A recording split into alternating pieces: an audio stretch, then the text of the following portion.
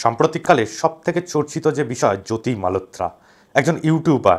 তিনি নাকি আইএসআই এর গুপ্তচর ছিলেন। আজকে সেই নিয়েই বিস্তারিত বলবো। নমস্কার, আমি সুকান্ত মুখার্জি, আপনারা দেখছেন ভারত বার্তা। প্রথমেই বলি, এই জ্যোতি মালহোত্রা কিন্তু প্রায় কলকাতা নাই করে আমাদের কাছে যা খবর প্রায় 4বার এসেছেন, এবং এই ফেব্রুয়ারি মাসেও এসে কিন্তু তিনি মার্চ মাসে পাকিস্তান গেছেন। সেটা বলার আগে তারও একটি যে গুরুত্বপূর্ণ বিষয় আপনাদের বলে রাখি, জ্যোতি মালহোত্রা 2024 সালে চীন ভ্রমণে গেছিলেন। সেই চীন ভ্রমণে গিয়ে তিনি যা কার্যকলাপ করেছিলেন, সেখানে একজন মহিলা চালকের সাথে অসভ্য আচরণ, বিনা টিকিট কেটে বাসে ভ্রমণ, এবং তাছাড়াও তাদের ভাষা সম্পর্কে বিভিন্ন রকম মন্তব্য করাতে চীন থেকে কিন্তু ব্যান করা হয়েছিল এই জ্যোতি মালহোত্রাকে। সেই জ্যোতি মালহোত্রাই কিন্তু ভারতবর্ষে আনাচে কানাচে ঘুরে বেরিয়েছে পাকিস্তানের গুপ্তচর হিসাবে। যে সমস্ত জায়গায় ভিডিও করা যায় না, সেই সমস্ত ভিডিও হয়তো তিনি করে পাকিস্তানে পাচার করে দিয়েছেন।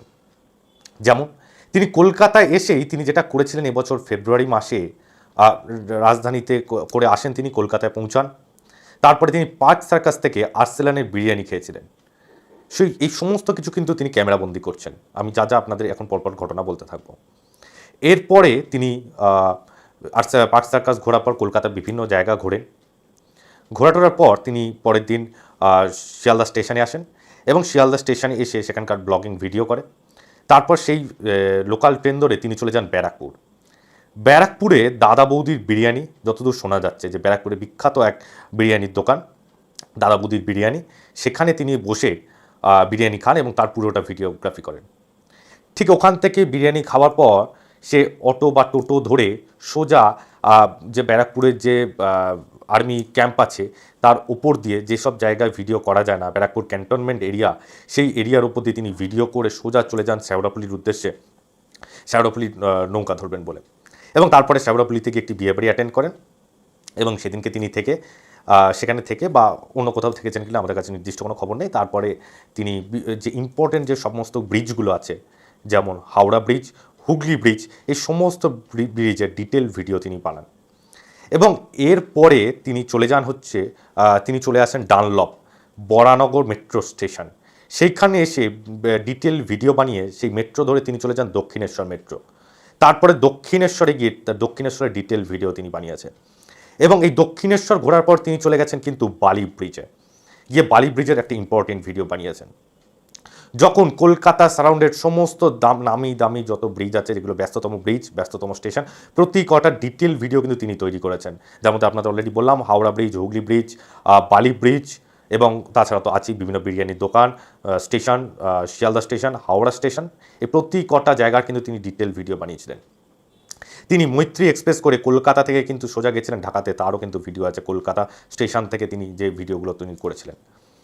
এরপরে তিনি চলে যান গাড়ি করে সোজা দামোদর ব্রিজে, মাঝপথে দামোদর ব্রিজে তিনি ব্যাপক একটা ডিটেল ভিডিও বানিয়েছেন।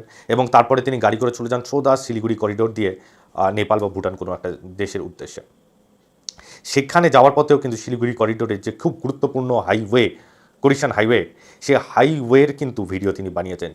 যার নজর আছে কিন্তু, যার যে ন্যারো প্যাসেজটা, যেটা আপনাদের আগের দিনে আমি বলেছিলাম যে চিকেন স্নেক বা শিলিগুড়ি করিডোর, যার ওপর নজর বাংলাদেশ এবং পাকিস্তান উভয় রাজ্যে, যেটাকে কেটে দিলে ভারত এবং উত্তর পূর্ব ভারতের যে সংযোগ স্থাপন সেটা বন্ধ হয়ে যাবে, সেইটাকে কিন্তু সেই যাওয়ার পথের যে ভিডিও, তার ডিটেল ভিডিও কিন্তু বানিয়েছেন এই জ্যোতি মালহোত্রা।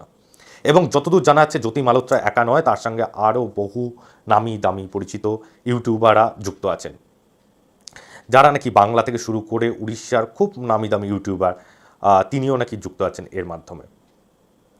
এখন এরা যেভাবে গুপ্তচর বৃত্তি করছে, আজকে হয়তো পেহেলগাঁও হত্যাকাণ্ডের পরে আমরা এটা সারফেসে আসলো যে দানিশ নামক এক ব্যক্তি, যিনি এতদিন ধরে দিল্লিতে পাকিস্তান এম্বাসিতে কাজ করতো, তার ঘনিষ্ঠ হিসাবে নাকি জ্যোতি মালহোত্রা আছেন। এবং এই জ্যোতি মালহোত্রা নাকি কলকাতা এই ফেব্রুয়ারি মাসে ঘুরে আসার পরেই মার্চ মাসেই নাকি পাকিস্তানে গিয়ে আইএসআইদের থেকে স্পেশাল কিছু ট্রেনিং নিয়ে এসেছিলেন। এখন কলকাতাও তাহলে কিন্তু খুব একটা সেফ প্যাসেজ আর থাকলো না, কারণ তিনি কিন্তু কাশ্মীরেও গেছিলেন, এবং তারপরে তো আপনারা জানেন পেহেলগাঁও হত্যাকাণ্ড কী ধ্বংসলীলা চালিয়েছিল। এখন এই জ্যোতি মালহোত্রা কলকাতায় এসে বিস্তীর্ণ ডিটেল ভিডিও বানিয়ে তিনি কোথায় পাঠালেন, কি করলেন, তা আমাদের প্রত্যেকেরই অজানা। তিনি কি সত্যি আদবেও পাকিস্তানে এই ভিডিওগুলো পাচার করেছেন? সেই প্রশ্নের উত্তর তো জ্যোতি মালহোত্রাই দিতে পারেন। আপাতত আমাদের ইন্টেলিজেন্স ব্রাঞ্চ জ্যোতি মালহোত্রার উপর নজর রাখছে। তিনি কি স্টেপ দেন এবং তিনি কি কি বিষয় মুখ খোলেন। কোনো রকম আপডেট পেলে আমরা আপনাদের জানাবো। আপনারাও দেখতে থাকুন ভারত বার্তা।